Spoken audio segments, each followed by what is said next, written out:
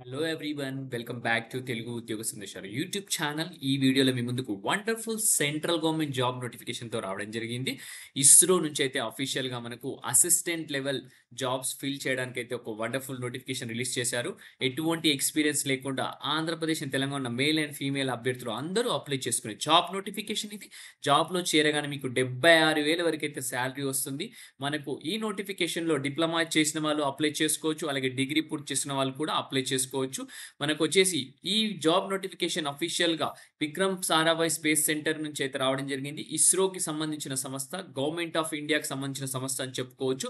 ఈ వీడియోలో clear cut complete details notification గురించి అయితే ఎక్స్ప్లెయిన్ చేయబోతున్నాను. వీడియోని స్కిప్ చేయకుండా ఎండ్ వరకు చూడడానికి ట్రై చేయండి. చిన్న రిక్వెస్ట్ స్టూడెంట్స్, వీడియో నచ్చితే వీడియోని లైక్ చేసి వీలైనంత వరకు ప్రతి ఒక్క అభ్యర్థికి వాట్సాప్ అండ్ టెలిగ్రామ్ గ్రూప్స్లో షేర్ చేయండి. అలాగే మన ఛానల్ ఫస్ట్ టైం వచ్చి చూస్తుంటే వెంటనే ఛానల్ సబ్స్క్రైబ్ చేసుకొని పక్కన ఉన్న బెల్ ఐకాన్ ఆల్ అని యాక్టివేట్ చేసుకోండి. సో దట్ నెక్స్ట్ టైం నేను ఏ వీడియోస్ చేసినా మీకు అప్డేట్స్ రూపంలో రావడం జరుగుతుంది. Without any delay let us get into the official notification students. Official notification కనుక చూసుకున్నట్టయితే మనకు విక్రమ్ సారాభాయ్ స్పేస్ సెంటర్ నుంచి రావడం జరిగింది. ఇండియన్ స్పేస్ రీసెర్చ్ ఆర్గనైజేషన్ సంబంధించిన సంస్థ, government of India department of space అనమాట. Advertisement number VSSC 335 dated 31st May అని క్లియర్గా మెన్షన్ చేశారు.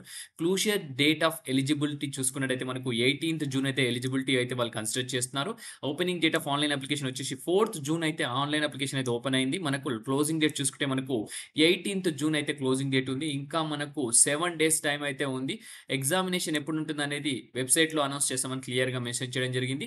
మనకు అసిస్టెంట్ లెవెల్ పొజిషన్స్కి అయితే వేకెన్సీస్ రిలీజ్ చేయడం జరిగింది. ఒకటి వచ్చేసి మనకు టెక్నికల్ అసిస్టెంట్, ఇంకొకటి వచ్చేసి సైంటిఫిక్ అసిస్టెంట్, అలాగే ఇంకొకటి వచ్చేసి లైబ్రరీ అసిస్టెంట్ అని క్లియర్గా మెన్షన్ చేశారు. So library assistant post code వచ్చేసి 1553 అనమాట.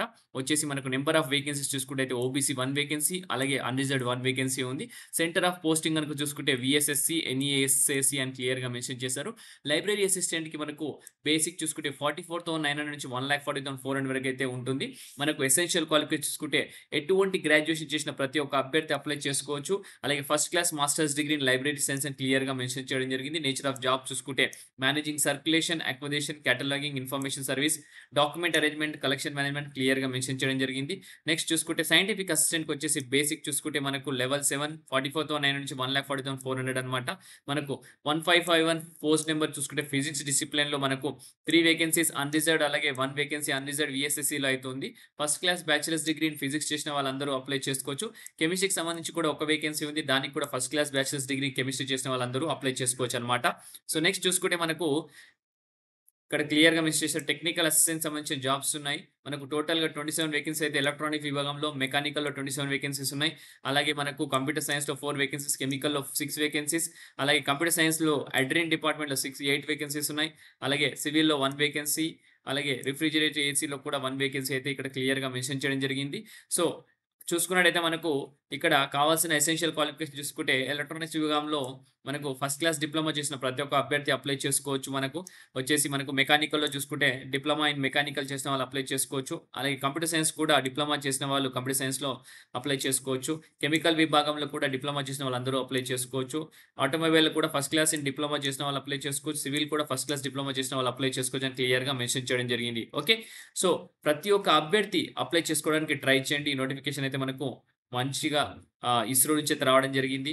సో ఎటువంటి ఎక్స్‌పీరియన్స్ లేకుండా మనకు సాలరీ చూసుకుంటే అయితే technical assistant, scientific assistant, library అసిస్టెంట్‌కి 78,000 పర్ మంత్ అని క్లియర్‌గా మెన్షన్ చేశారు. ఏజ్ క్రైటీరియా చూసుకుంటే 18 నుంచి 35 ఇయర్స్ మధ్యలో ఉండాలని ఇక్కడ మెన్షన్ చేయడం జరిగింది. Okay. So next selection process చూసుకుంటే కేవలం ఒకే ఒక పరీక్ష ఉంటుంది, రిటన్ టెస్ట్. అది కూడా 80 మల్టిపుల్ చాయిస్ క్వెషన్స్ ఉండడం జరుగుతుంది. సిలబస్ వచ్చేసి రిటన్ టెస్ట్ వచ్చేసి కరిక్యులమ్ బేస్డ్ అని చెప్పడం జరిగింది. డ్యూరేషన్ 90 మినిట్స్ ఉంటుంది. 1 mark will be awarded for each correct answer. Negative marking వచ్చేసి 0.33 నెగెటివ్ మార్కింగ్ అయితే రాంగ్ ఆన్సర్‌కి ఉంటుంది. పాసింగ్ క్రైటీరియా చూసుకుంటే అన్రిజర్వ్డ్ ఈడబ్ల్యూఎస్ కేటగిరీకి మినిమమ్ 32 ఔట్ ఆఫ్ 82 మార్క్స్ రావాలా.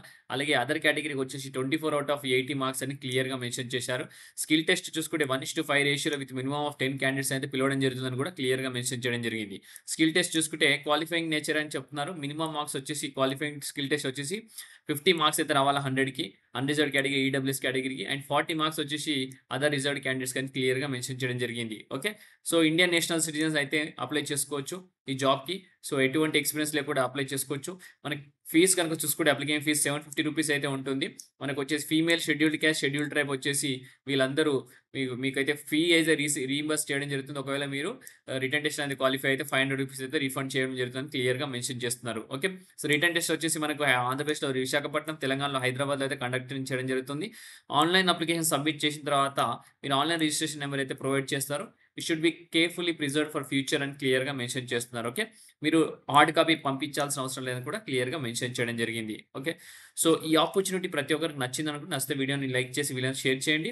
అస్సలు మిస్‌యూజ్ చేసుకోకుండా ప్రతి ఒక్కరు అప్లై చేయడానికి ట్రై చేయండి. ఇంతటితో ఈ వీడియో ముగిస్తున్నాను. నెక్స్ట్ వీడియోలో ఇంకా మంచి కంటెంట్‌తో రావడానికి ట్రై చేస్తాను.